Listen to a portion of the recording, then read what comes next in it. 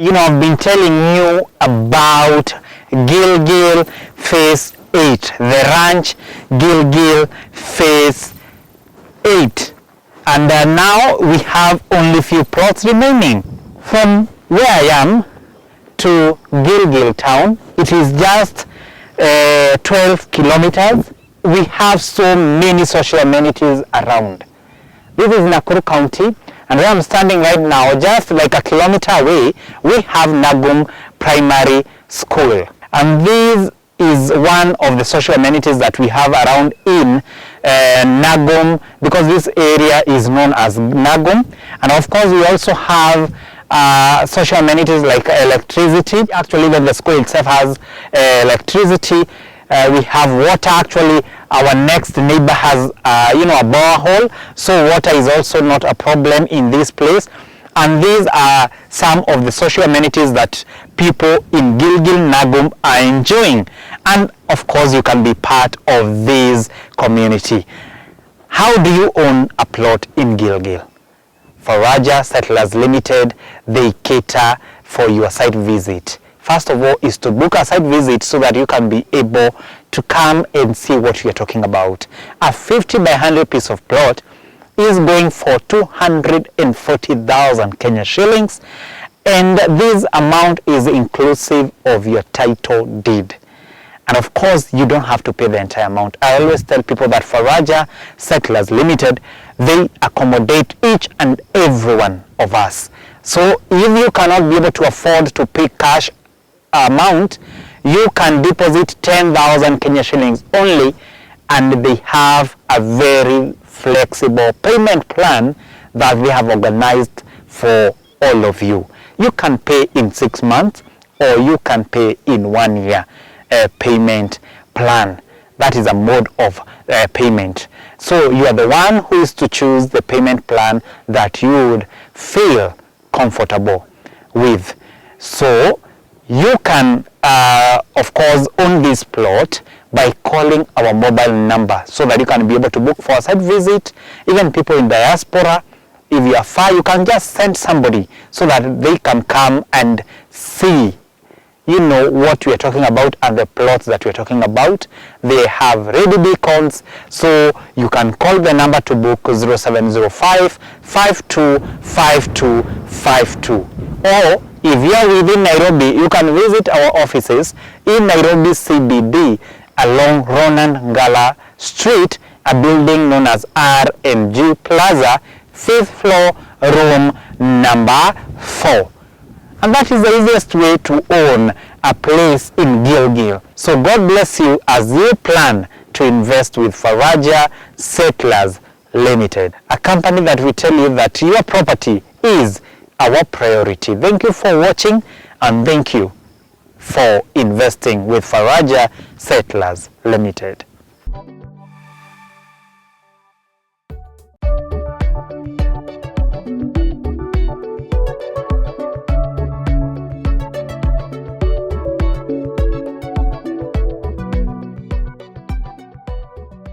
Thank you guys for tuning in to today's program. My name is Hira Maina, aka Kamuhunjia, and God bless you for always tuning in to this program. I always tell you that this is a godly platform that God has given us so that we can be able to interact and of course even to learn and inspire and transform our lives in our society. People who are watching us, people in diaspora, I know people from US, United Kingdom, Qatar, South Africa, Nigeria, all of you, wherever you're watching us from, may God bless you. Even people in the country, Kenya, God bless you for always supporting this channel. And today we are very, very honored to have the one and the only Apostle Ndora Warwenge. He is a man of God that we respect in the country. He will be telling us more about the things that we have been talking about on this channel, and God will bless you. And without further ado, help me welcome the one and the only Apostle Ndora Warwenge. Thank you, welcome. One and only. The one and the only. That's crazy. Hakuna mwingine. Hakuna mwingine. Hakuna mwingine. Oh wow, that's crazy. That's really good. I thank God also. You know, it is not an easy thing to find yourself in these kind of situations. You know, if you could have told me about 7 years ago that I'll be a preacher, Yeah. I'll just call you bluff. I never thought, I never imagined me myself being a preacher. Yes, I was ordained many years back, but I refused because I thought you can be ordained and serve God from another quarter, not necessarily preaching, Yes. not necessarily be at the pulpit. You can be serving God in other different. You can be assisting ministers. You can be supporting the work of God, and that is part of the service. So I never thought that I was being ordained to become a prophet at the pulpit. For me, I thought it's by supporting ministry, supporting, doing those backdoor, backroom things. Unfortunately or fortunately, I found myself in the pulpit. I argued with God for another yes. After realizing I'm supposed to be in the pulpit, yes, I got to the pulpit, but I started arguing with God. Pushing God, telling God, this is not my portion. I'm not supposed to be in the pulpit. Please, God, let me go. Let me support your man. Then God will always tell me, you are my man. And the man you want to support yourself now. So it was bad. It was difficult. I remember you came one day at the city stadium. It was a small thing, small house, which for me, I thought it is good to hide there and make sure that God is watching over me. He's seeing I'm doing His work. Yes. No, I was acting Kenyan. No, Kenyans, we Kenyans, you always want to lie. We Kenyans were always con men. Now I just transferred my Kenyan style to God, to con God, to tell God, you see, I'm preaching. So I hired a small room because I didn't want more than 20 people. I just wanted that the 20 people that will be killing time as we go by.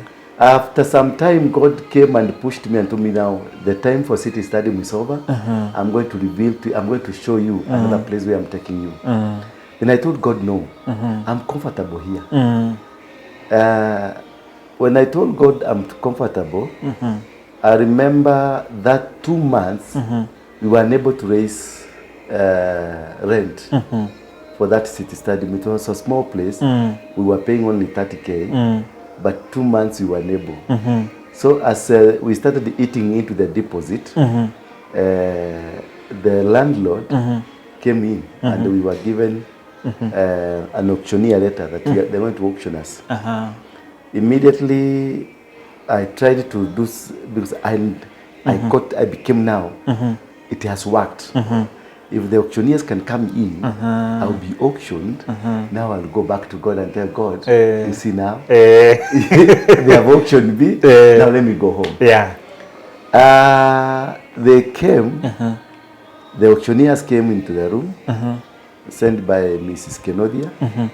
And once they're in the room, I don't know where men came from. Just men I didn't know. They came and asked the auctioneers, yani muna auction kanisa ya Mungu, hamuna adabu. Somebody from nowhere was a passerby. Akauliza why the commotion. Akakuja akaambiwa ati ni kanisa ya Warengi inakuwa auction. Akasema no, this man of God, I know him. We cannot let him go down. With this the work of the devil, they want to destroy him. He paid the entire amount. The entire amount. Wow. So you see now the plan I had of going now take it to God to explain to him now the house has been auctioned. Now I can't be going. You can't go home because I wanted to convince God. I'll be doing it from home. Now from home I put a gate. Nobody will come. True. So that this is the Kenyan contest of conmanship. That was in me. The house was paid, and immediately God sent another person and came ask me, would you want to have a bigger place? And I said yes. We came to this place. We found it was about 1,000 square meters. And I was like, we can take. Then I went to one guy who has a YouTube page and told Kenyans, I want to shift from there. I want to shift to another place, but I need you to support me. That very day, people who called me, there were over 1,000. Wow. They told me, I'm going to support your work. Give me your account number. I'm going to support your work. Give me your account number. I'm going to support your work. I'm going to rent. I'm the one who's going to pay for the rent. I'm going to pay for the chairs. I'm going to buy microphones. I'm going to buy cameras. I'm going to buy this. Within 1 week, I had 3.5 million. Wow. So that is how God works. God works. Indeed. I was 3 weeks before we were being auctioned. Yes. And later 3 weeks, I was renting a higher expensive house than the previous one. And people, God has just commanded people, not from Kenya, from the diaspora, all over. All over. There is some guy called Ndongo. He's in Australia. He sent me 300,000. Wow. There is a lady called Mercy in America, sent me 400,000. Wow.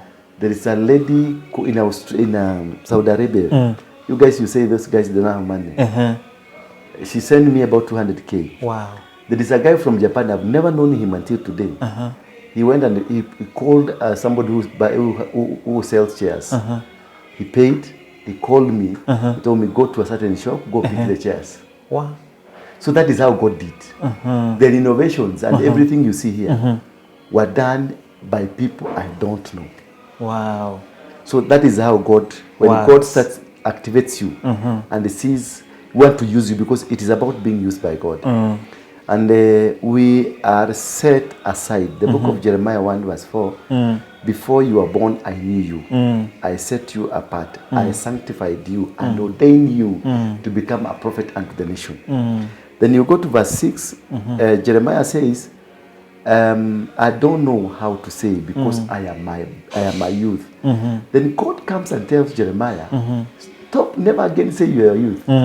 Wherever I will be sending you, will be going. Yeah. And he touched his mouth. He put his word. God put his word in the mouth of Jeremiah. Jeremiah was a young boy. God touched the mouth of Jeremiah and told Jeremiah, I have put my words in your mouth. So it is no longer you. It is no longer you. I just want to use your body. Yeah, true. What I need from you, it is the body, not anything. I don't need your sound. I don't need your experience.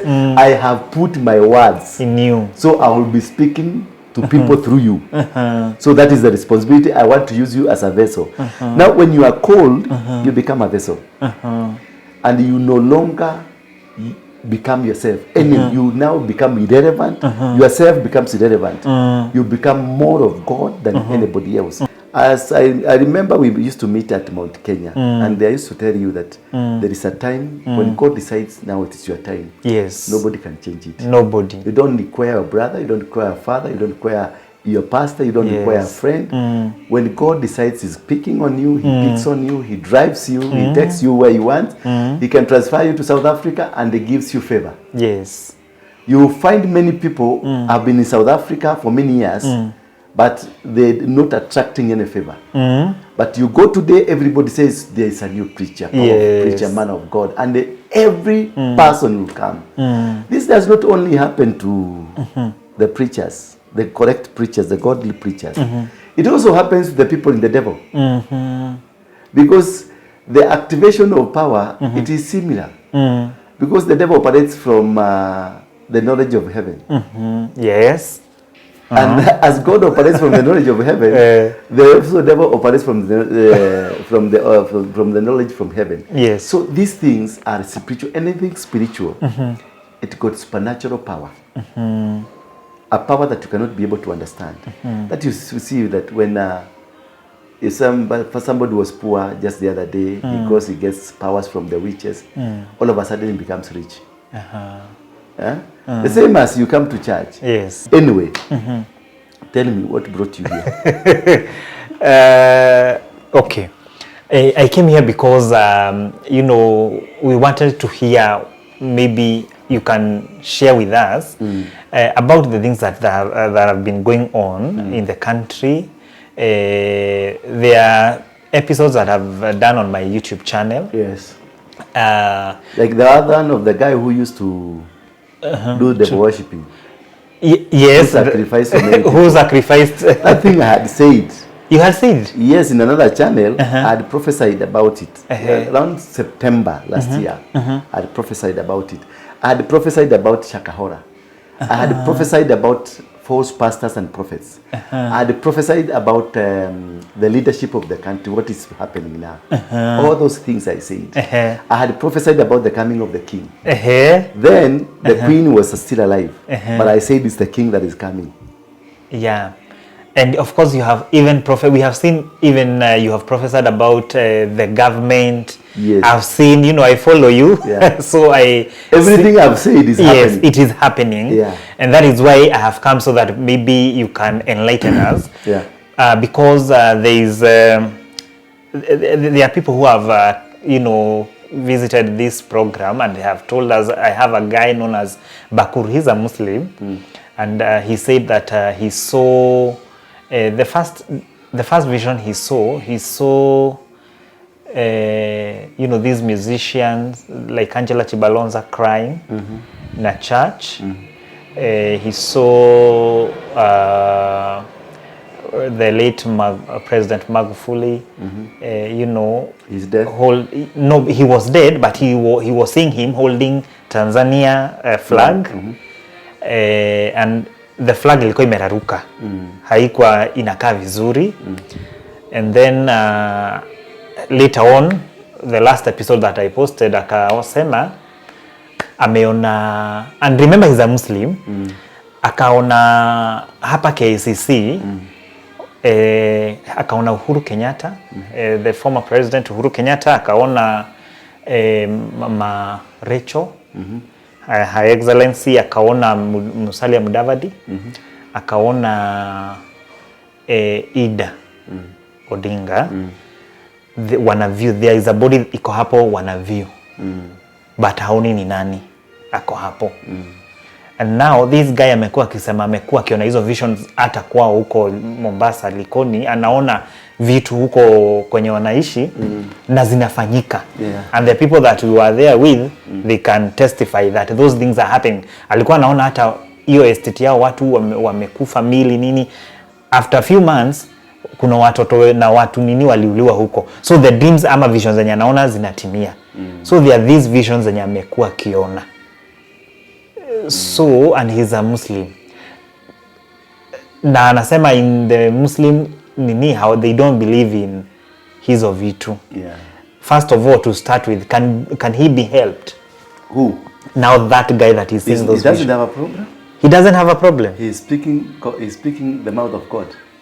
Yeah, it is you who has the problem. The beneficiary of the information, the consumer of the information, it's you who has he has finished his work. Once you say it, Jeremiah was just given a mouth to speak, not to deliver, to speak. To speak. So once you speak it, it is. That is it. Whether they follow or they don't follow. Not. Now it's upon you now to interpret the dream of this man. What did he see? And I think if God allows you, we can be doing this program, interpretation of dreams. We can be doing it with you. Yes. Create a series for that. I'll be able to help you to interpret. Now, kindly. This man sees Rachel, yes. Ruto, yes. sees Ida, yes. sees Uhuru, yes. sees who again? Musalia Mudavadi. Musalia Mudavadi. Yes. Who again? They were just those four. And they were viewing a body. Yes.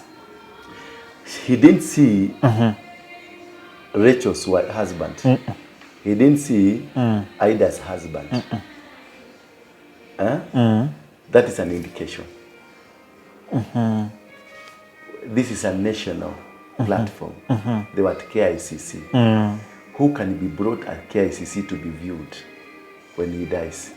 Must be a national leader. True. Not a minister. Not a minister. It is from the cadre of the speaker going up. Oh, not everybody can be brought. A minister cannot be brought at KICC. A minister will be taken to All Saint Cathedral, Holy Family Basilica. Okay. But a national leader who can become a president in case somebody dies or is a former leader. Getting me? Yes. A former leader in terms of former in the leadership of the nation, like the prime minister, deputy president, former president, speaker of the National Assembly and Senate, and even the Attorney General. Those are the people who can take over the nation in case somebody, because in the hierarchy, we have the president, the deputy president.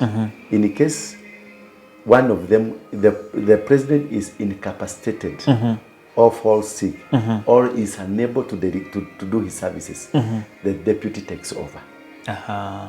In case both of them are not present, are not there, the speaker takes over. If in case the speaker and the deputy and the president are not there, the attorney general takes over.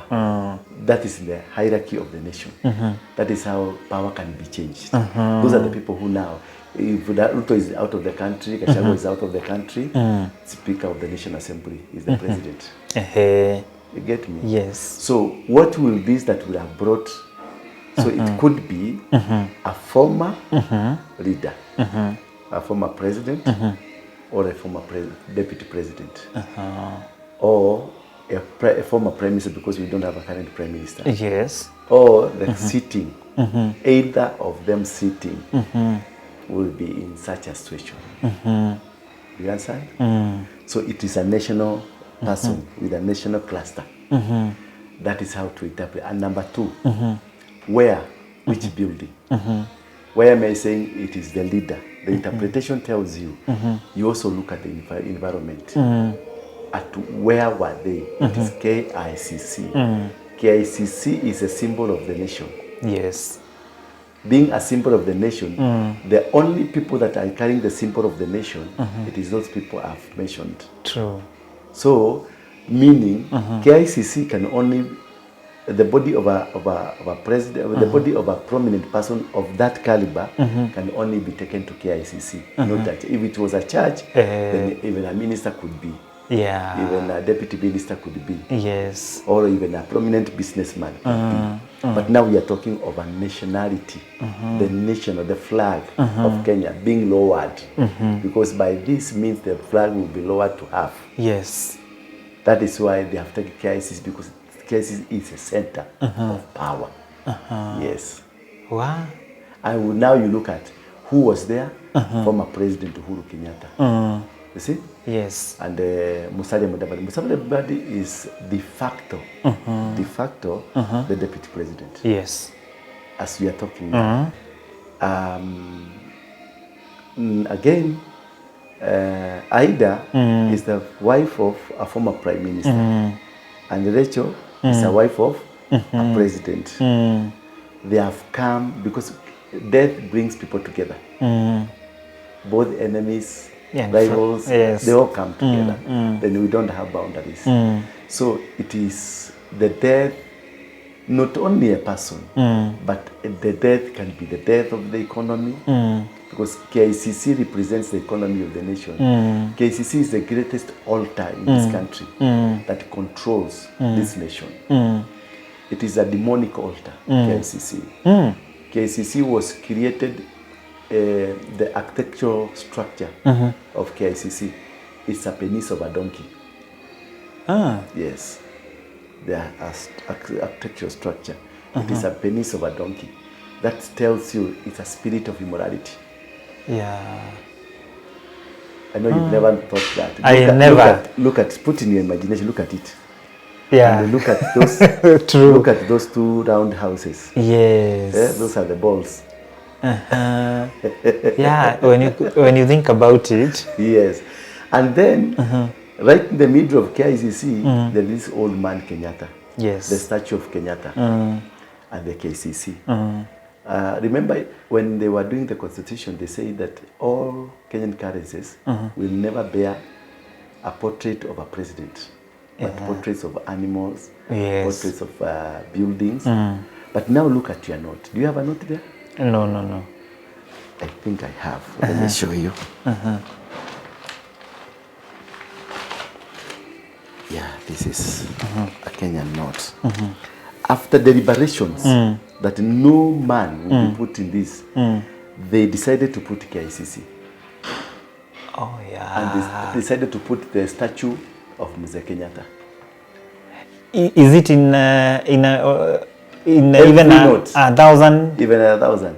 Yeah. Every note. Ah. This is a very secretive way of doing things. This is the altar that controls the nation economically. The Kenyatta family, they through this, they control, through this old man, they control the entire nation economically. They are the owners of now every business in this country. They run the milk industry, transport industry, road networks, just real estates, farming, name it. The railway line goes to their land, dies there. Everything, the other railway to Nanyuki goes to their piece of land. They're the largest owner of land because they were able to raise an altar that speaks for them economically. They are the one controlling. And how did they do it? This Muzee is placed at the middle of the center of power. He is facing parliament. Yes. This other side, his left side, City Hall. This other side, Sharia. Backward, the court. So he's managing the country from there. Then his grave in front of him. So this is an altar that until Kenya brings it down, Kenya will never be free economically. We are run by this family. We are controlled by this family. Anything they do, even now you see the tabulations in Ruto's government, it is this family. It is this family that made Kibaki the president. It's not Kibaki who decided. Through Ngengi Muigai and Kongo Muigai, they're the one. Kibaki had been sacked by the president. He was Minister for Health. He had been sacked by the president, and he went to Mombasa because he didn't want politics. He was less concerned of the politics. The Kenyatta family went and poached him. They're the one who formed DP, Democrat Party, and gave it to him. And he didn't have money. They gave him money to come and defeat Matiba. Because Matiba was a radical. Matiba is like Ruto. He was a radical. He was not their formation. So they brought in, they're the same people who brought in Moi. They're the same people who brought in Kibaki. They're the same people who brought in, the next president is Uhuru Kenyatta. They're the next people. Now this one, they were trying to force it to bring in Raila. And the things didn't work for them. You see, what they are doing now, they are financing outfits. They are financing people to go and cause chaos, to disorganize the government. Because they control the economy. They run the economy. They have everything. The sugar industry is theirs. And petroleum industry is theirs. Banking, they have all banks. They have literally taken over all banks. The insurance companies, they have literally taken them all. And they also, the names of prominent institutions, they are named after them. A name got a power. Now Kenya, the city, is captured by the name of one family. We go to Uhuru Park, Uhuru Gardens, Kenyatta Avenue, KICC, and Jomo Kenyatta. Those are the entries of power. KICC, it is where we have the altar that speaks in this nation. The altar of Mzee Jomo Kenyatta. He's watching over parliament. He's seated there, watching over parliament. His left ear listening over City Hall. And the other ear listening over the treasury, the Attorney General's office, and everything. And his back, there is a court.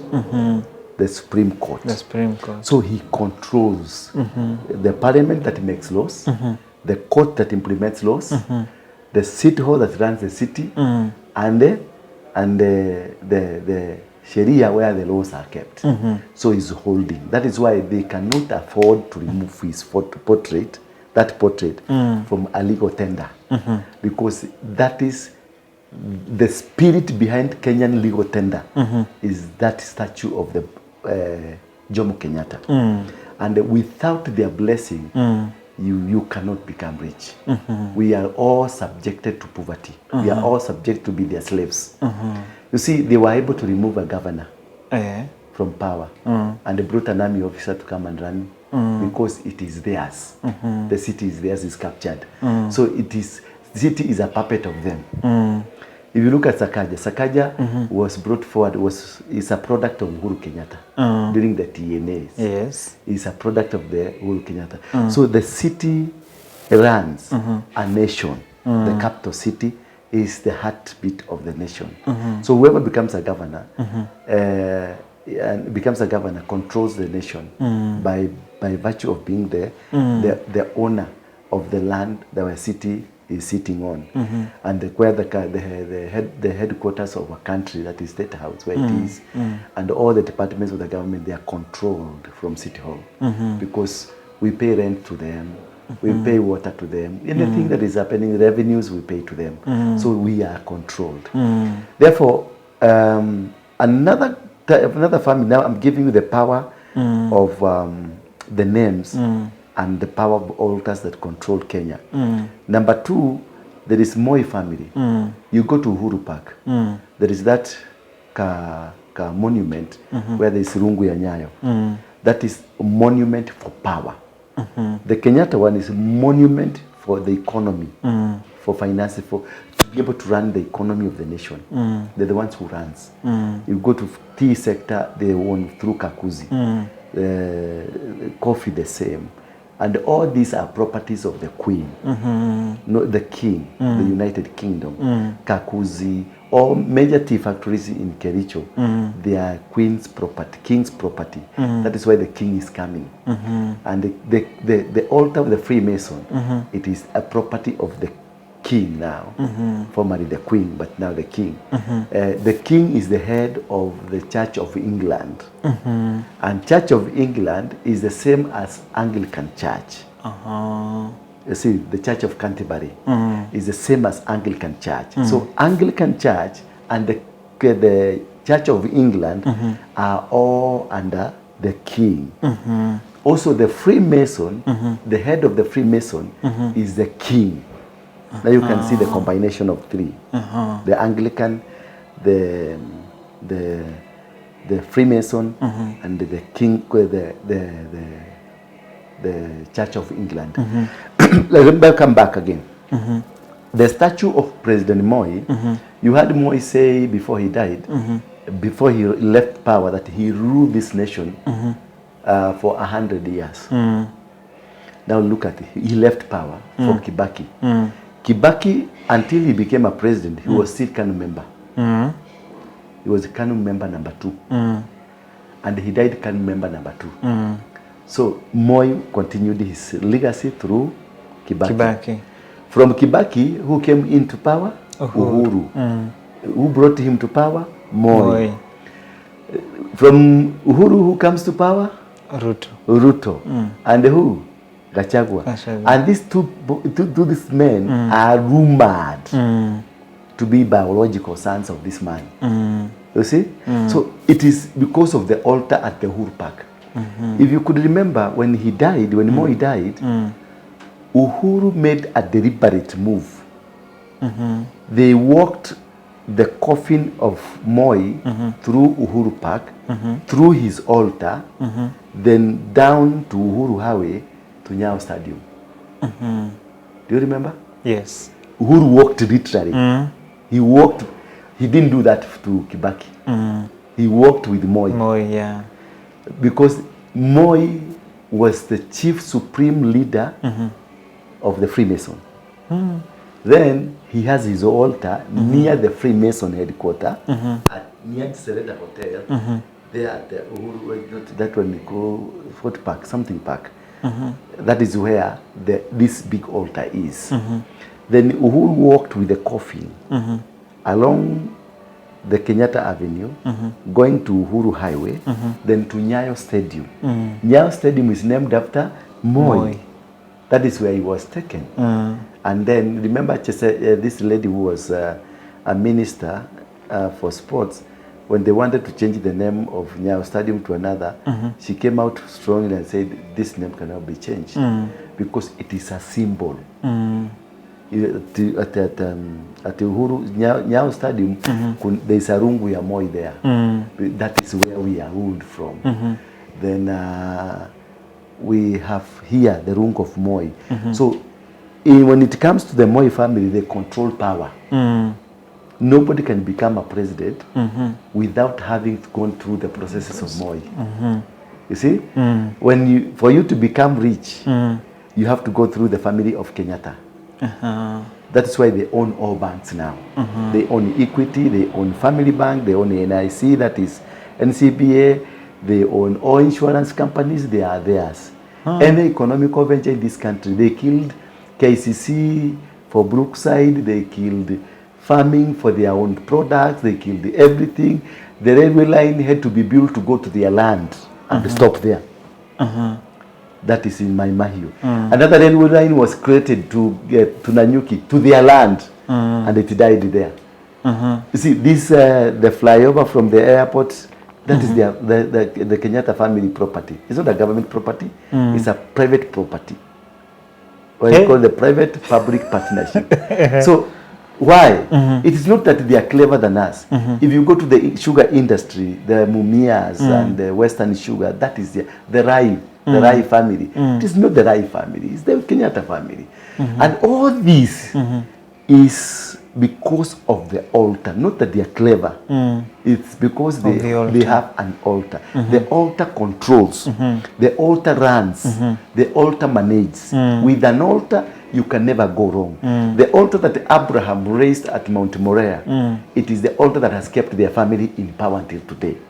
People are blessed because of Abraham. So because of that weight, you see, when he was about to give his son, the angel appeared to him and told him that do not kill. But because you have obeyed, look behind you, there is a goat. Then he picked the goat. And then the angel told Abraham, because of you obeying, you shall increase like the sand of the sea and the stars of heaven. And your generation will reign forever. It is a covenant and a promise of God. And that is why you see, after Abraham, Isaac. Isaac went to farm when it was dry, and he harvested. True. Because of the Abrahamic blessing. Jacob, despite all the challenges, he does many things at work, and he is the one that produces the 12 tribes of Israel that rules the world. Because of Abrahamic blessing. The descendants of Jacob, David, Jesus, they are ruling the world because of the Abrahamic. So the altar that was raised, the magnitude of the altar controls. Any family that doesn't have their altar cannot succeed. And now, what happens, what makes the family succeed? It is the kind of an altar you've raised. How strong is it? How powerful is it? How much have you sacrificed for this altar to be able? Because an altar is about sacrifices. More sacrificed human blood. Kenyatta family, they did the same. They control everything. Now the third altar that controls the nation is the Oginga family. Oginga, they have an altar that pulls the masses. That is why you see Raila, at the middle of the night, like 3 a.m., he can walk to town and the crowds will be there, just chanting his name. Why? We go to Bondo, there is a mausoleum there that was built as an altar to pull crowds. Raila, until he dies, and whoever will invoke his name, he will pull crowds. Because he's a crowd puller. But the power is with Moi family, and the economy is the Uhuru family. So these three families, they're the ones that have held this country at ransom. No, we cannot make be huge decisions without. You see, now the discussion is, Gachagua, you must speak to Uhuru. You see, Ruto, you must speak to Uhuru. Why? Because they run the economy. Yeah, they control the nation. And now, speaking to Uhuru, you're speaking to Gideon Moi. And speaking to Gideon Moi and Uhuru, you're speaking to Raila. So, Uhuru, Ruto and Gachagua are succumbed that they must obey the altars that rules the country. The good and the thing that is at least making them sustainable. The wives of the two guys, Gachagua and Ruto, have decided deliberately to involve God in every move they are doing. in every aspect of life. So that altar of Jesus Christ, when it's brought into a nation like this one, it gets some control. But now, Ruto is a politician, Gachagua is a politician. Their wives are Christians. They are not Christians. They are not politicians. When Ruto became the president, he became a president, and he said so, I was powered, I was prayed into power. Power, yes. So it was not his effort. That is why I wanted you to read the book of Deuteronomy. But we'll read it much later. When an altar is speaking or is controlling, you got no power. The power is vested on altars. And all over the world, even in the Bible, the altar of the cross of the blood of Jesus Christ runs the whole thing. When those people who are worshiping Jesus, through Jesus, God through Jesus, they speak of the altar of the blood, the altar of the cross.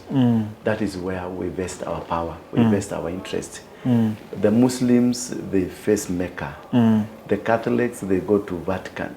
And in Vatican, it is where Jesus spoke to Peter, where the revelation that Peter had. And when Jesus was saying, who do you say I am? And Peter said that you are the Son of God. And Jesus told him, indeed, it's not you, it's the revelation is not from you, but from God. And where you are standing, this stone, I'll build a foundation where the gates of hell will never prevail. And that is where we call St. Peter's, Vatican. Yes, that's where Vatican is. So the founder of Catholic is Peter. Yes, in a revelation from Jesus Christ.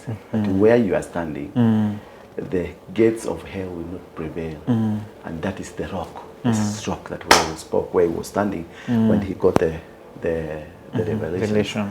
So the issue here I'm trying to talk about the altars that controls.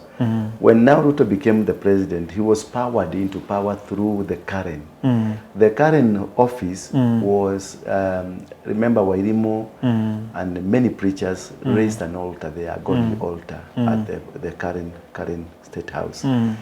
Then Uhuru was in State House of Nairobi. If you go to Nairobi State House, from Nyerere Road, that's where the Freemasons, they have their offices, there is a tunnel to State House. A tunnel? Yes. And there's another tunnel to St. Andrews. And there's another tunnel to, is it the Anglican Church, how do you call it? All Saint Cathedral. There is a tunnel that goes to the All Saint Cathedral, a tunnel that goes to State House, and a tunnel that goes to St. Andrews. So, and these tunnels emanate from the headquarters of Freemason. Now I want you to capture the picture and see what it is. Now from the Nyerere Road, the Freemason headquarters, you can walk in a tunnel to State House, you can walk in a tunnel to St. Andrews, you can walk in a tunnel to the Anglican Church. So the reasons I can't explain, but what I know, I raided the place. One time I raided the place and we had gone to steal. I'm the only person in this world who has ever stolen from the devil. Yes.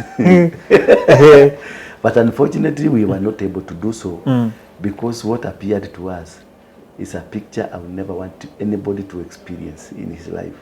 Because 3 skeletons appeared. Skeletons? Yeah. No meat, just bones. But skeletons walking towards you like robots. They got eyes. The eyes were operating, but the rest of the body was skeleton. Just skeleton of human people. They approached to us and it was something that was, we ran away. For the first time, I had never run away from even a police officer, but for the first time, my legs could not hold me. I had to run like a dog. Yes. In those tunnels? Yes. We ran out. And it was scary.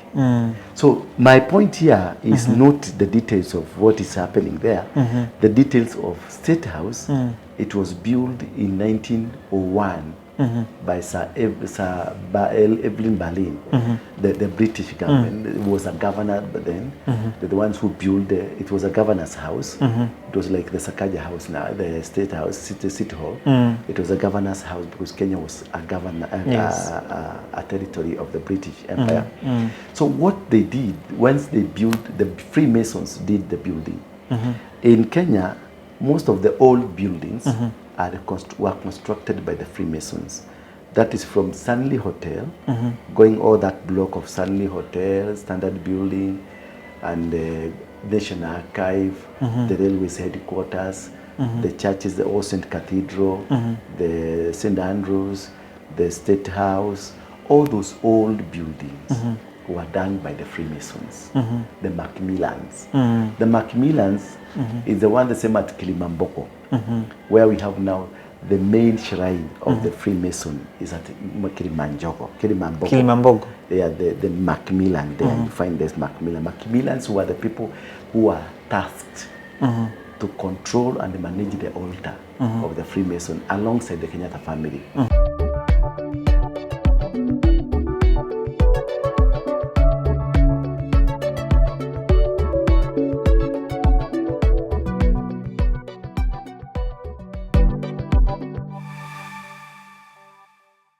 I want you to invest with Faraja Settlers Limited. Now, this plot in Kidhimani town, this is where I'm standing right now. From Kidhimani town to this place is just 5 minutes drive. If you'd want to own this plot in Kidhimani, I'm sure many people would ask, where is Kidhimani located? Kidhimani is along Thika Garissa Highway. And from Thika town to Kidhimani, it is around 30 minutes drive. And of course, from Kidhimani town to here, it is just 5 minutes drive. So if you'd want to enjoy this ambience of this place, and because it is a very, very conducive place, because we have neighbors around, we have social amenities around, we have school like Chumbani Primary School, we also have another primary school along this road, we have electricity, iko hapa kwa shamba. And I'm sure you'd also want a place where you have those amenities so that you can be able to also enjoy. If you want to own this plot, it is very easy. These plots, they are 50 by 100, going for 370,000 Kenya shillings only. And of course, if you are buying and you're seeing this advert from Kamuhunje Show, the deposit is 10,000 Kenya shillings only. And of course, you start your journey of owning this plot in Kidhimani. You can call us using our mobile number, that is 0705 52 52 52, or visit our offices in Nairobi CBD along Ronan Gala Street, 5th floor, room number 4, and we can plan a site visit for you. And remember, this amount that you are paying, 370, it is inclusive of your title deed. So guys, what are you waiting for? Call the number on your screen, 0705 525 252, and book a site visit so that you can be able to come and own these amazing deals in Kidhimani. So God bless you as you plan to invest with Faraja Settlers Limited, and we always say that your property is our priority.